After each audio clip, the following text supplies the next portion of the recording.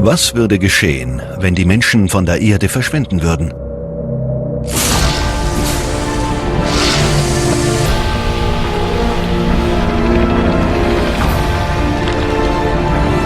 Eines Tages könnte dies auf unserem Planeten Wirklichkeit werden. Dies ist nicht die Geschichte unseres Verschwindens. Es ist die Geschichte dessen, was danach geschehen wird.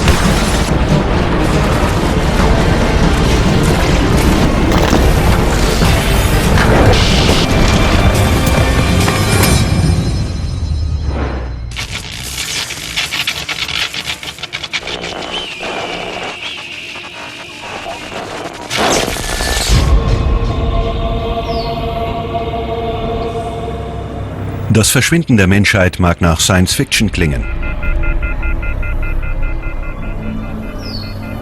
Doch es wird der Tag kommen, an dem kein Mensch mehr auf der Erde existiert.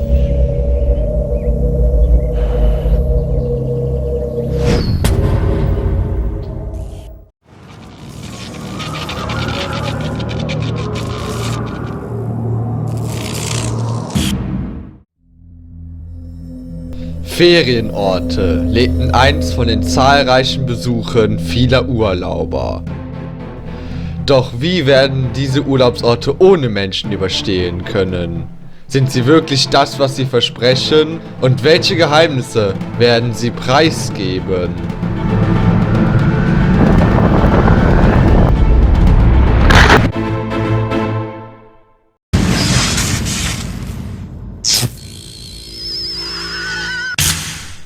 Ein Tag nach den Menschen. Die Hahn an der Nordsee, Boltenhagen an der Ostsee, Hakodate am Pazifischen Ozean.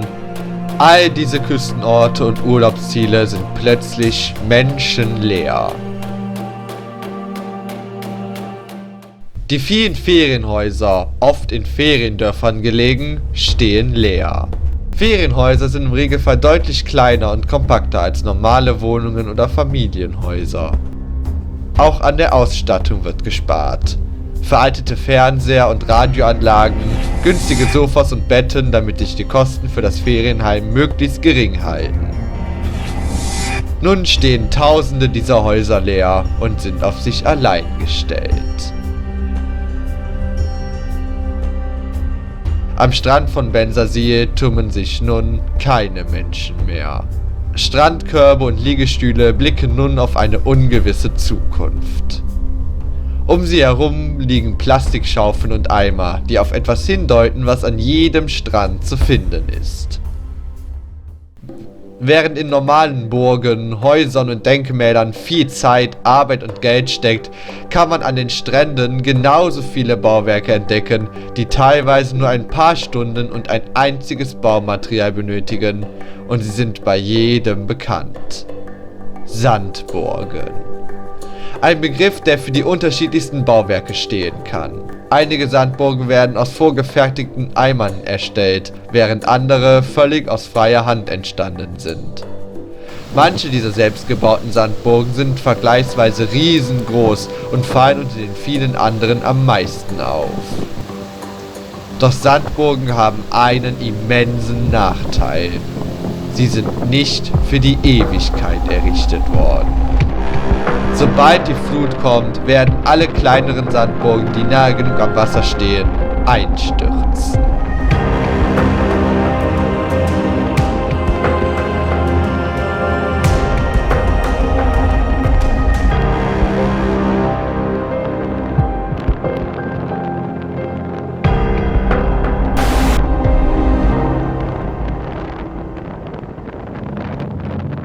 Schon nach 6 Stunden werden die meisten Sandburgen restlos verschwunden sein. Die größeren Sandburgen dagegen sind durch ihre schiere Größe deutlich robuster. Nach der ersten Flut stehen sie immer noch kaum beschadet am Ufer. Zumindest für eine Weile.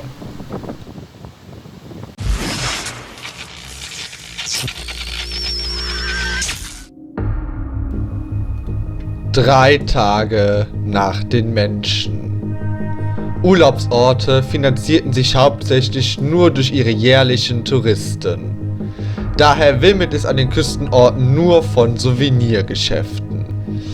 Doch diese Souvenirs warten nun vergebens darauf, gekauft zu werden. Sie sind in dem Gebäude gefangen und werden irgendwann mit ihm untergehen. Einige Souvenirs sind jedoch noch gekauft worden, bevor die Menschen verschwanden und liegen nun frisch gekauft im Sand des anliegenden Strandes.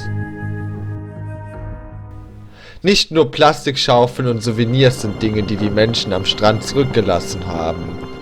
Auch lassen sich Strandschuhe und Sandalen im Sand finden, die nun vom Küstenwind mit Sand langsam verschüttet werden.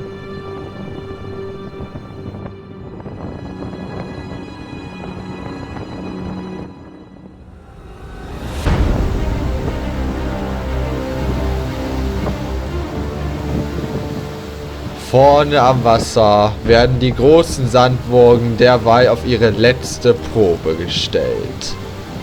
Auch wenn sie lange standhalten konnten, ist der Prozess des Zerfalls nicht aufzuhalten. Mit jeder neuen Flut wird ein weiteres Stück des Fundamentes aufgeweicht und abgetragen. Dazu kommt der Wind, der immer den feinen getrockneten Sand an der obersten Schicht abträgt. Nach 3 Tagen werden auch die letzten, noch so beeindruckenden Sandburgen den Wellen zum Opfer fallen.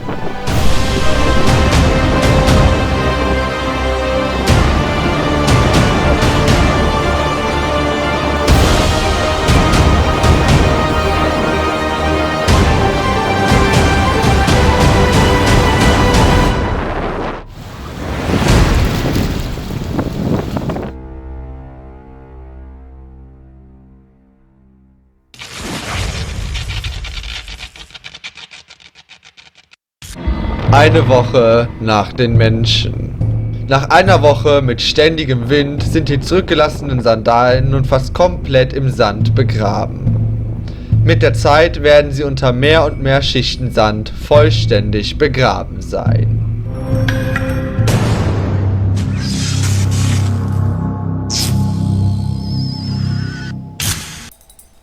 Ein Monat nach den Menschen. Vor allem an größeren Stränden führen überall auf der Welt Straßen vorbei. An der Nordsee sind diese nicht selten direkt hinter den Dünen, vor denen der Strand liegt. Normale Straßen werden über die Zeit von Gras und Unkraut überwuchert. Doch die direkte Angrenzung an die Dünen kann ein anderes Schicksal für die Dünenstraßen bereithalten.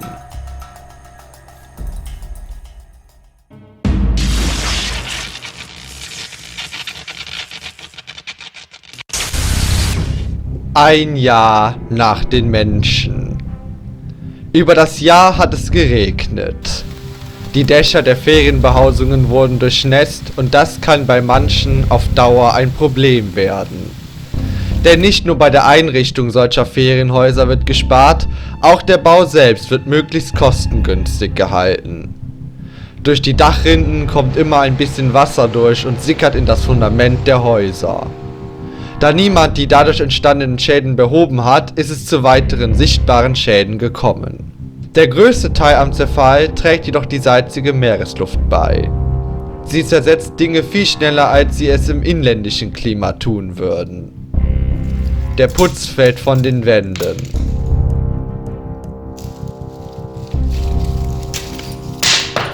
Im Badezimmer und anderen Ecken kommt es zu Schimmel.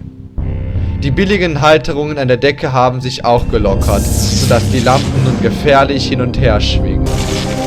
Nach nur einem Jahr haben sich die Ferienhäuser noch schlimmer verändert als in normalen Wohnungen. Und dies ist erst der Anfang.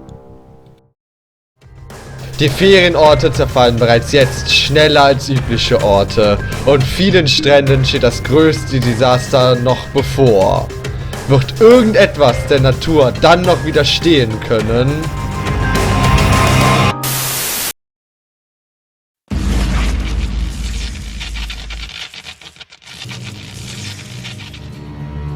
Zehn Jahre nach den Menschen.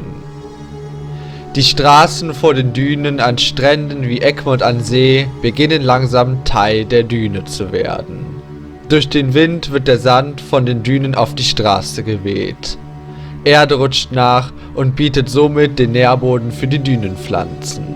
Nach 10 Jahren wird nur noch die Fahrbahn, die den Dünen abgewandt ist, erkennbar sein. In Bensersiel dagegen passiert etwas Überraschendes. Statt eines Sandstrandes grenzt nun eine Grünwiese ans Wasser.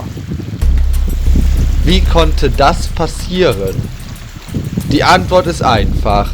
Bensersiel hatte eigentlich gar keinen Sandstrand. Der gesamte Sand wurde nur aufgeschüttet, um den Touristen eine bessere Strandatmosphäre zu bieten und mehr Menschen anzulocken. Eine typische Handlung, die an den meisten großen Touristenorten an der Nordsee vollführt wurde. Doch diese aufgeschütteten Strände mussten gepflegt werden, um nicht wieder zu einer Wiese zu werden, weswegen der Zugang zum Strand in Bensersiel und anderen Orten tatsächlich Geld kostete. Nun hat es gerade mal 10 Jahre gedauert, bis von der künstlichen Strandidylle nichts mehr zu sehen ist.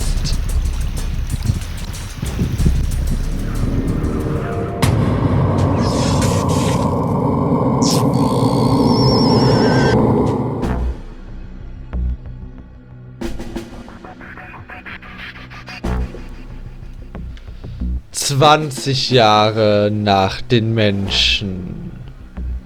Stille herrscht an den Stränden der belgischen Nordsee. In De Haan braut sich ein schweres Unwetter zusammen. Anders als in Norddeutschland gibt es hier an der Strandpromenade keine Schutzvorrichtungen für eine Sturmflut. Nichts wird das Meer aufhalten können, bei einer starken Sturmflut den Ort zu überfluten. Was nun noch am Strand an letzten Resten übrig geblieben ist, wird keine Chance haben. Der Himmel verdunkelt sich. Wind kommt auf. Und die vielen Strandkörbe bieten nun nur noch Aussicht auf die Zerstörung.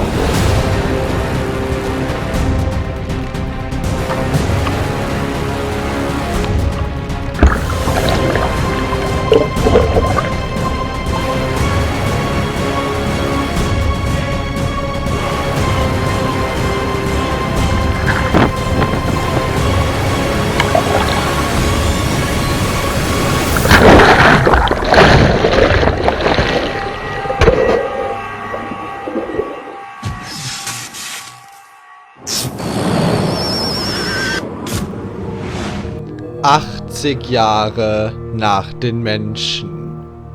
Von den Ferienunterkünften ist nicht mehr viel übrig.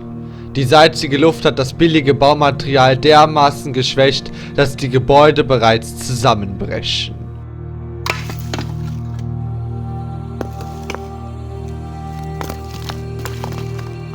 Der Stoff an Sofas und Teppichen ist zerfressen. Die Tapete ist heruntergekommen und sämtliche Fenster sind zerbrochen. Manche Ferienunterkünfte wurden durch Sturmfluten unterspült und sind sogar noch mehr beschädigt. Andere sind den Sturmfluten komplett zum Opfer gefallen. Auch von den Straßen entlang der Dünen ist nichts mehr zu erkennen.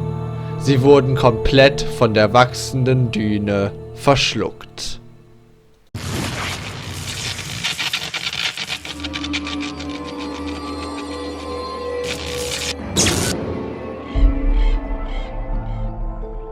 ...250 Jahre nach den Menschen. Mit den Jahren hat sich das Meer an vielen Küstenorten weiter ins Landinnere verlegt, vor allem durch diverse Sturmfluten. Nun lässt sich vor der Küste ein seltsames Riff finden. Es sind die überfluteten Überreste der Ferienwohnungen. Algen haben die Reste des Fundaments und einigen wenigen Mauerteilen überzogen.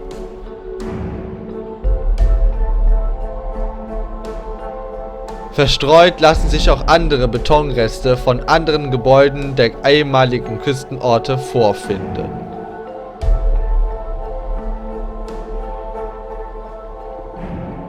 Wo einst Menschen ihre Ferien genossen haben, hat sich nun ein großes Riff für viele Fische und Wasserpflanzen gebildet.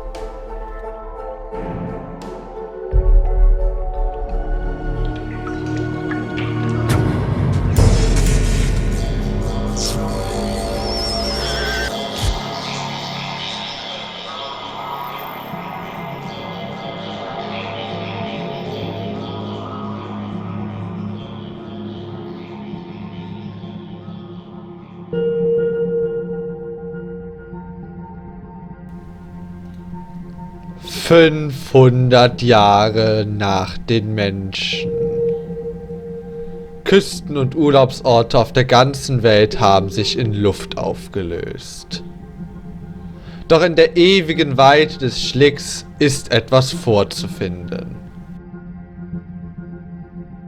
Etwas, das vielleicht der letzte Zeuge von den Touristenorten der Welt sein könnte, die durch Sturmfluten und den Wandel der Zeit verschwunden sind.